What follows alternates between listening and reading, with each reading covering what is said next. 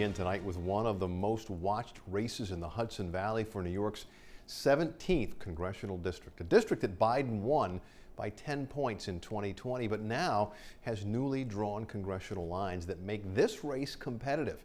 You can see the new 17th contains northern Westchester, Rockland, Putnam, and a part of Dutchess County. And tonight, we are talking to both candidates in this race to find out where they stand on all the big issues.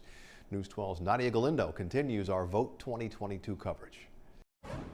Newly drawn congressional lines in New York's 17th Congressional District have pitted a 5-term Democrat in Congress against a first-term Republican state assemblyman. We caught up with Assemblyman Mike Lawler at a campaign rally in Thornwood, where he told us tackling crime is a huge priority. Since cashless bail took effect, we have seen a rapid rise in crime. 40% of those released on non-monetary bail for felony offenses have been rearrested.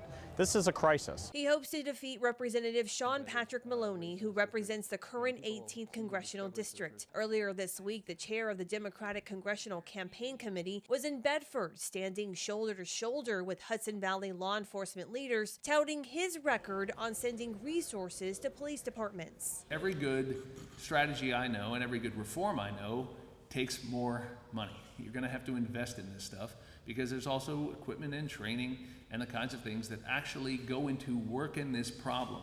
Maloney also wants to codify abortion rights in the wake of the Supreme Court decision to overturn Roe v. Wade. My concern is that my opponent's going to vote with the MAGA guys in Washington to take away our reproductive freedom. He's been lying about my position to voters. I am personally pro-life, but I am opposed to a national ban on abortion. I've said that repeatedly.